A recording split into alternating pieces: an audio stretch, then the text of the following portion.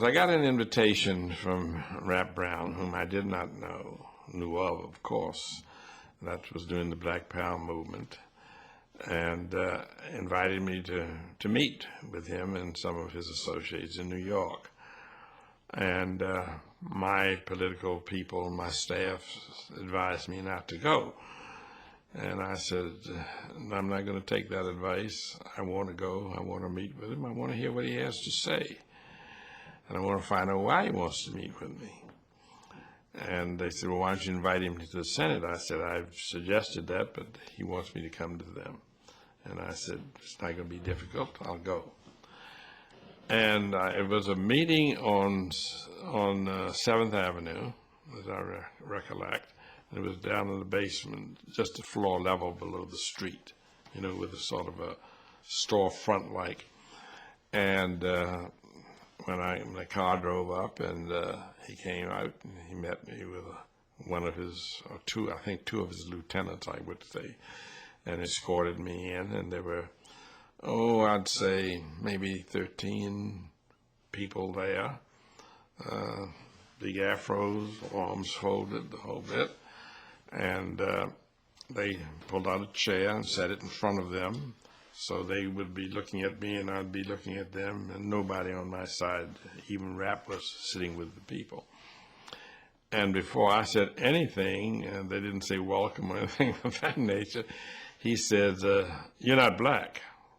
Boom. And I just didn't respond. And he said, you're part of the establishment. You're what's wrong with America.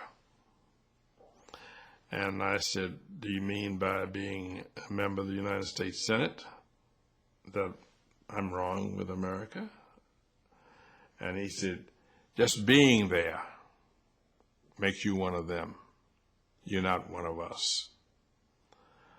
And I said, well, I thought it was important for one of us to be in a seat of power. He said, oh, that's not power. I said, well, that's where the money is. That's where all the programs are that affect not only your lives, but the lives of millions of people, black and white. I said, that's where the Army is. I said, that's where the Navy and Marine and the Air Corps is. That's where the missiles are. That's where the power is. He said, not for long. And I said, oh, I wouldn't say that. I said, I deal with facts, and the fact is that you don't have that kind of power. And what black people need, what we need, is to be in a position of power. I said, you should be happy that I'm sitting in the United States Senate. What do you mean I should be happy? We're not happy about that at all. I said, where would you have me? He said, where would you want to be?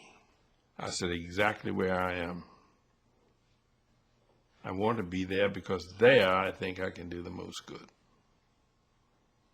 Well, we went back and we went forth, and these senators and this brought this person up and that person, and we went on and on and on.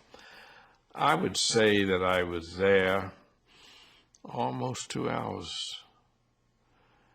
They didn't ask a lot of questions. They did more talking than they did asking, giving me their views on things and whatnot.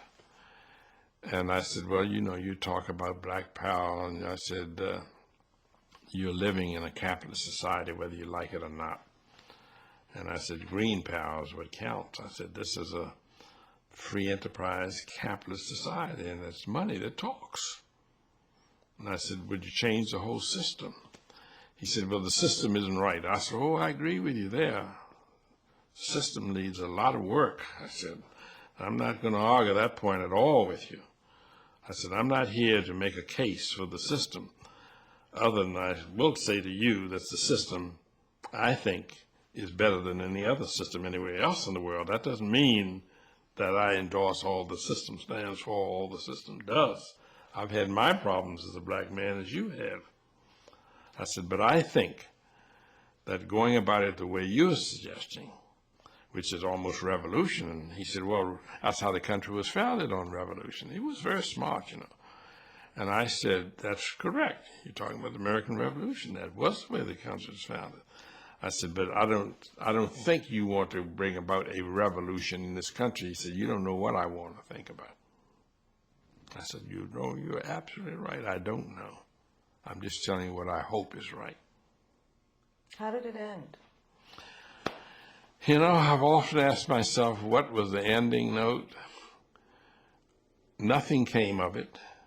I don't think I persuaded them. Obviously, they weren't persuading me. I think they understood what I was saying, even though they wouldn't endorse what I was saying. They walked me out to the car. There was no thank you for coming. There was no smiling. There was no handshaking, any of that thing. I got in my car, rode out to LaGuardia, got a plane, came back to work. Bizarre. They never threatened me. They acted as though they could or would. I won't even say they were on the brink, because that would be a judgment I couldn't make. But I had the sense that they wanted to scare me. And I didn't know whether they wanted me to change any particular thing that I stood for or was doing. They didn't talk specifically about legislative acts. What about busing? Did they bring up busing? No, that's what I meant. No, particular. Because my position on busing was well known. If they knew it, I don't know whether they knew it or not. But because I had fought hard on the busing issue, and they knew that, or they should have, but they didn't. He may have known it. The others, he and one other guy, I don't recall his name, did most of the talking. The others mostly listened and looked threatening. What you just said in terms of them not knowing, not really knowing your record, not really knowing what you've done, but looking at you and defining you, in a sense, on the basis of being there. Absolutely. That's Absolutely. it. Absolutely. Didn't know I was disappointed that they didn't know or didn't confess to knowing my record in the Senate or my record as Attorney General, if in fact they ever knew I was Attorney General. But they were defining me strictly on the basis that having been elected and taking a seat in the United States Senate, that I was therefore automatically their enemy. And I was white and not black.